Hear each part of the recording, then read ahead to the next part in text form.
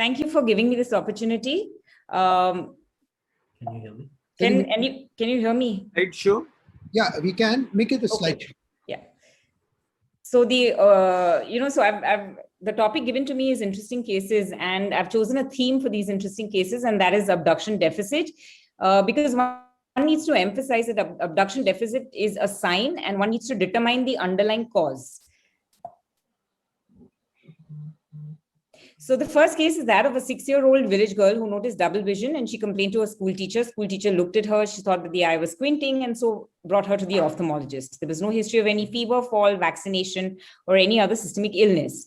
The double vision was constant, horizontal. She had binocular diplopia. Overall health was very good. So this is a child with a lateral rectus palsy. This is a primary gaze, and you see the abduction deficit in the right eye. The ocular examination was normal, including the fundus, and the only positive sign was a right-sided lateral rectus palsy. So at this point, the differentials in my mind were, am I looking at an inflammatory, infective? Is it an SOL, demyelinating, myasthenia? So the next thing we decided was to get an MRI. The MRI showed a very large patch of pachymeningitis in the left temporal region, as you see in this picture. And then there was enhancement of the sixth nerve, as you see in this slide. So with the MRI, my differentials were narrowed down to probably an inflammatory cause, either caused by a sarcoid or an IgG4 or an infective, because TB is widely endemic in our country. So we investigated her thoroughly. Unfortunately, we could not do the IgG4 because of paucity of funds, but TB was extensively investigated. We couldn't find any TB test positive, including the CSF tab, which showed no increase in the protein or lactate levels, indicating that there was no infection. So what next? We decided to do a brain biopsy to rule out a tuberculoma or a lymphoma.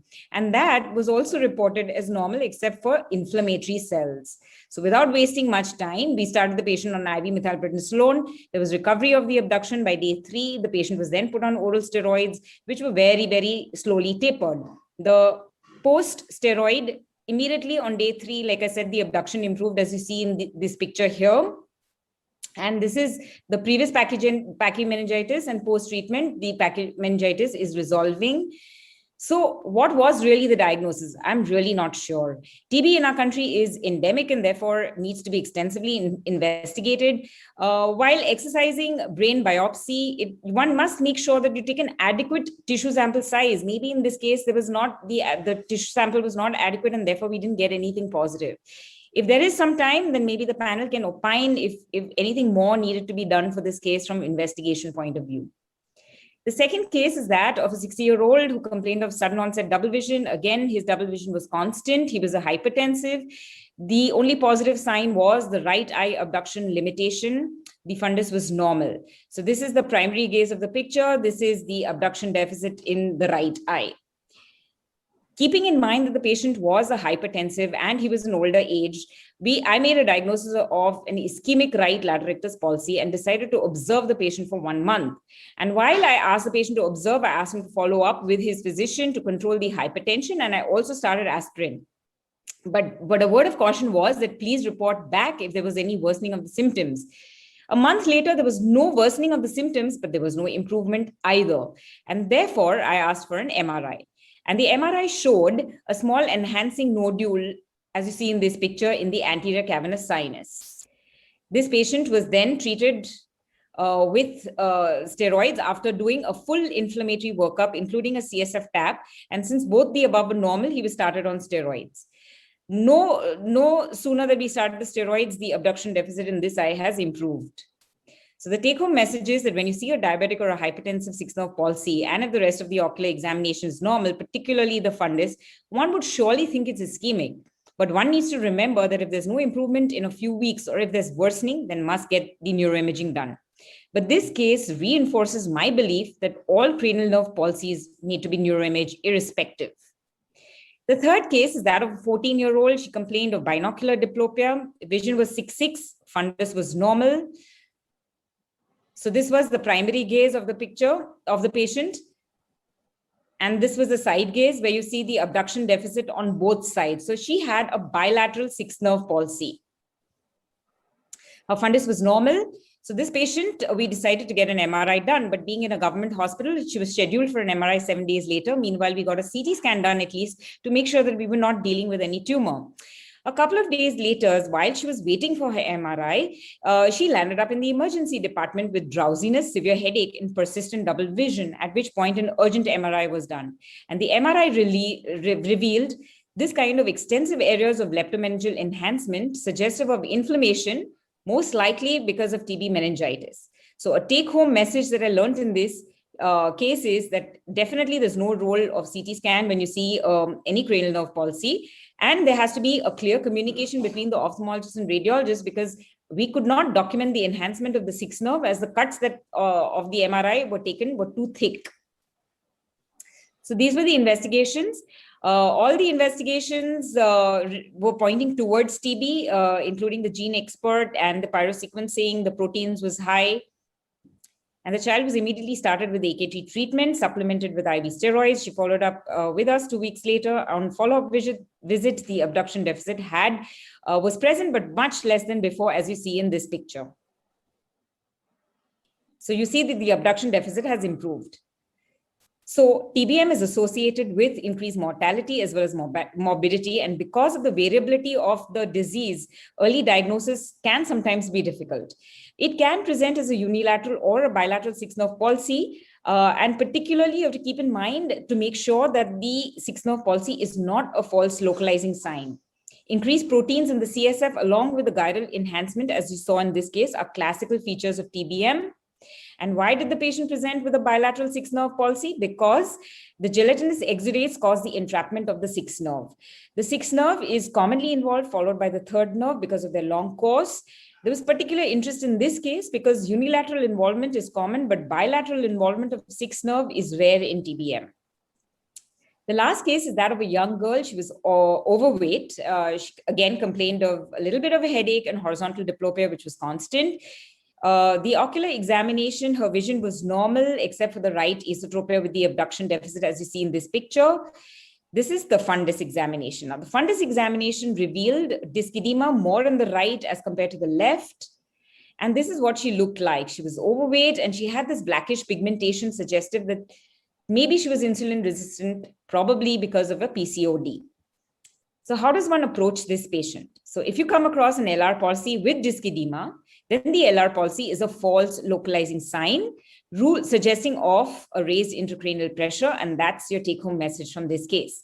So in such a patient, you would want to do an MRI. If the MRI is normal, go ahead and do a MRI venogram because you want to rule out sinus venous thrombosis.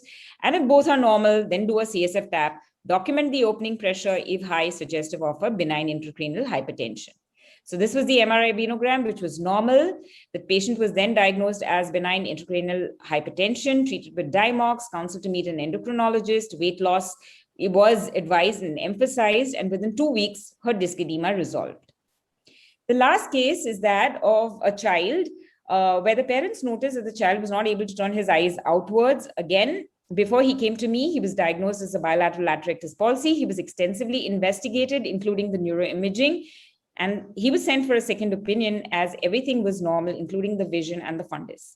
And this is what the child looked like, an esotropia and bilateral abduction deficit, as you see on both the sides. But if you take a closer look at this patient, you see a narrowing of the palpebral fissure when the child was trying an attempted abduction. And what you see here is the leash effect, which is commonly seen in a Duane's syndrome. And this, Can we sum it up in next 30 seconds? Yeah. So the last patient, infantile esotropia along with Duane syndromes can often be mistaken with abduction deficit and mistakenly diagnosed as laterectus palsy. And a simple test is to patch the good eye and you see that the abduction deficit has resolved. So to summarize, abduction deficit is a sign. It has several causes. A correct and planned approach is required for determining the underlying cause. Beware of Duane's and infantile esotropias because these are often confused with laterectus palsy. Thank you. Dr. Hemamani, can I ask some question regarding this? A wonderful 5 cases, but I'm interested on the first case. You see, what is the cell type seen in the histopathology that's more important? because if you see a lymphocyte in this, it shows a chronicity of the disease against a neutrophilic involvement, which shows acute inflammation. Now you see whether there was a plasma cells in this histopathology, because if you see a storiform pattern of involvement, it can give a clue for IgG4 related disease. Okay. Correct. Then where immunohistochemistry for IgG4 against the plasma cell give a better things. Now, if there is a epithelioid cells, it can be a sarcoid or a tuberculosis. Okay, and whether you have done an AFB stain for this particular spatial stain for this. These are very, very important to rule out the possible etiological causes. Agree, sir.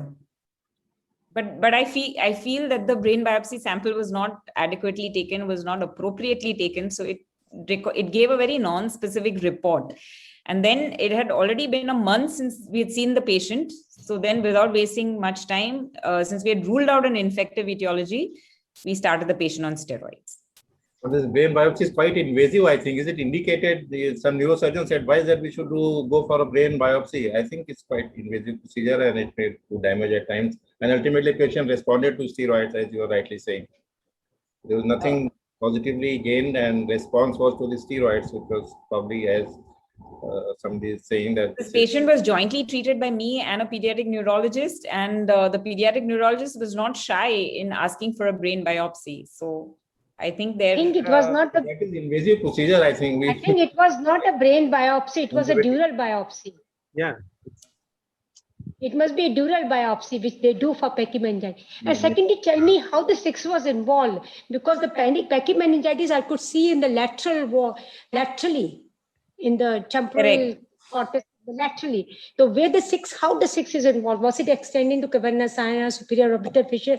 And I've doubted how it is involved. There was we just detected an enhancement of the 6 nerve, which I've shown the picture, but there was no involvement of the Did you do the Fiesta? Did you do the Fiesta imaging? They do the Fiesta imaging to. They do in neuroradiology. They do the Fiesta imaging to visualize the path of the cranial nerve. Did they do that? They did do that, but see, this was a government setup. Working with limitation. we did a biopsy. The point is, if it is bilateral 6 nerve, it should always be neuroimaged. That is, I think, the take-home message. We should never overlook a bilateral 6 nerve involvement. Or if it is non-isolated, if there is papilledema, these cases have to be treated differently than an isolated 6 nerve, unilateral 6 nerve. That is my feeling. Any other comments? Pradeep Sharma sir? I think it's been a wonderful session all through. And finally, rounding up with the interesting cases which Dr. Himalini has shown. And I think these topics have been well covered in spite of the time shortage that we have. There will be many questions. We can probably have them on the chat, which was going on simultaneously, and many people have participated in that. So it was a wonderful session. So I don't know if we have more time, or Shivani is going to kick us out. I've requested for 5 more minutes. Oh, okay. Actually, I would like to give a comment. I had one patient who had a 6-nerve palsy. Unfortunately, the same presentation, the lower cranial nerve examination, they picked out the 12th nerve affection also in that case. It was a case of idiopathic hypertrophic pachymeningitis only. It was a young diabetic. He had almost recurrence for 2 or 3 times. I had to start him on immunosuppressants. So that was unusual, but I didn't go for a dural biopsy because the patient was reluctant for the invasive procedure. Sometimes it is idiopathic also. Yeah. Not necessarily associated with systemic disorder, but maybe idiopathic. Before concluding idiopathic, you have to rule out all other causes. Many of our idiopathics are not enough diagnosed. We don't know, yeah, that's true. What we don't know, we say idiopathic. It's no diagnosis actually. So I think thank you, Rashmin, and thanks to the AOS for having this National Symposium on Neuro-Ophthalmology. And Thanks to all the panelists for Thank taking you, sir. time and presenting. Thank you, sir. Thank you so Thank you, much. doctor. Thanks a lot from Scientific Thank you, Committee sir. team. Thank you.